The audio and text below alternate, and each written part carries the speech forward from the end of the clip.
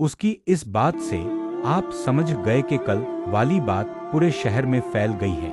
जब फिरौन को पता चला कि मूसा अलैहिस्सलाम ही मिस्री के कतिल हैं, तो फिरौन ने जल्लाद को हुक्म दिया कि मूसा को गिरफ्तार कर हाजिर करे। मिस्रियों के इस मजमे में एक मुअज्जज शहरी वह भी था जो दिल व जान से हजरत मूसा से मोहब्बत रखता और इस्राएली मजहब को जानता था। यह फिरौन ही के खानदान का आदमी था और दरबार में हाजिर था। उसने फिरौन का यह हुक्म सुना तो फिरौनी जल्लाद से पहले ही दरबार से निकलकर दौड़ता हुआ हजरत मूसा की खिदमत में हाजिर हुआ और उनसे सारा किस्सा बयान किया और उनको मशवरा दिया कि इस वक्त मसलहत यही है कि खुद को मिस्रियों से नजात दिलाइए और किसी ऐसे मकाम पर हिजरत कर जाइए जहां उनकी पकड़ न हो सके। हजरत मूसा अलैहिस्सलाम ने उसके मशवरे को कबूल फरमाया और अर्ज मदीन की तरफ खामोशी के साथ रवाना हो गए। मिस्र से निकलकर भूखे प्यासे और लंबे सफर से मूसा अलैहिस्सलाम मदीन पहुंचे। एक जगह पहुंचे तो देखा कि एक चश्मे पर एक हौज है जहां कुछ लोग अपने जानवरों को पानी पिला रहे हैं। करीब ही आपने देखा कि दो औरतें हैं जिनके पास बकरियां थी। वे पानी के करीब अपनी बकरियों को रोके हुए थीं। मूसा अलैहिस्सलाम ने पूछा, क्या मामला है? अपनी बकरियों को पानी क्यों नहीं पिलाती? वो बोली कि जब तक ये चरवाहे अपने जानवरों को पानी नहीं पिला लेते हम नहीं पिला सकती और हमारे वालिद बहुत बूढ़े हैं। ये सुनकर मूसा अलैहिस्सलाम ने आगे बढ़कर उन सबको को हटाया और बकरियों को पानी पिलाया।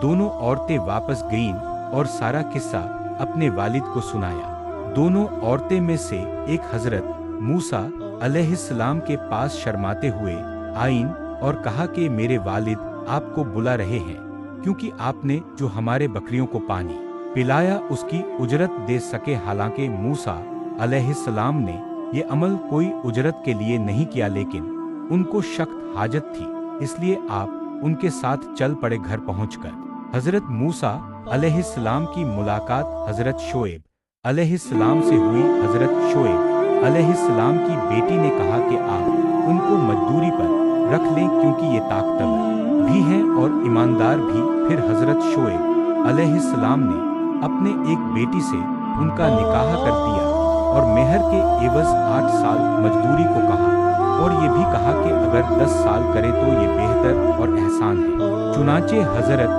मूसा अलैहिस्सलाम ने 10 साल पूरे किए। 10 साल पूरे करने के बाद हजरत मूसा अलैहिस्सलाम ने अपने वतन मिस्र जाने का इरादा किया और अपने बीवी को साथ लिए वापस चले। सफर के दौरान सर्दी काफी थी, अंधेरी रात थी। हजरत मूसा अलैहिस्सलाम को दूर पहाड़ी पर एक आग दिखाई दिया। वह अपनी बीवी को बोले, मैं आग ले आता हूँ ताकि सर्दी से बचा जा सके। हजरत मूसा अलैहिस्सलाम आग के पास पहुँचे तो देखा वो कोई आग नहीं थी बल्कि एक दरख्त से नूर निकल रहा था। मूसा अलैहिस्सलाम बहुत हैरान हुए। जब और करीब हुए तो उसमें से आवाज सुनाई दी। ये आवाज अल्लाह रब्बुल इज्जत की अपने बंदे हजरत मूसा अलैहिस्सलाम के दरमियान थी। अल्लाह ताला ने फरमाया, ए मूसा, मैं तुम्हारा परवरदिगार बोल रहा हूँ। फिर आवाज आई, ये तुम्हारे हाथ में क्या है?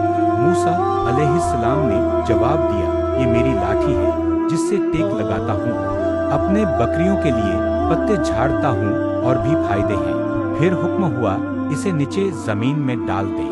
जो ही मूसा अलैहिस्सलाम ने लाठी नीचे गिराई, वह सांप बनकर दौड़ने लगा।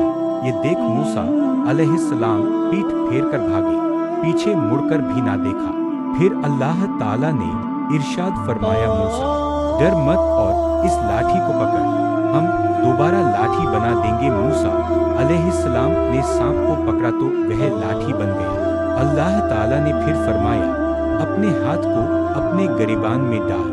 मूसा अलैहिस्सलाम ने ऐसा ही किया। जब हाथ बाहर निकाला तो आपका हाथ सूरज की तरह चमक रहा था।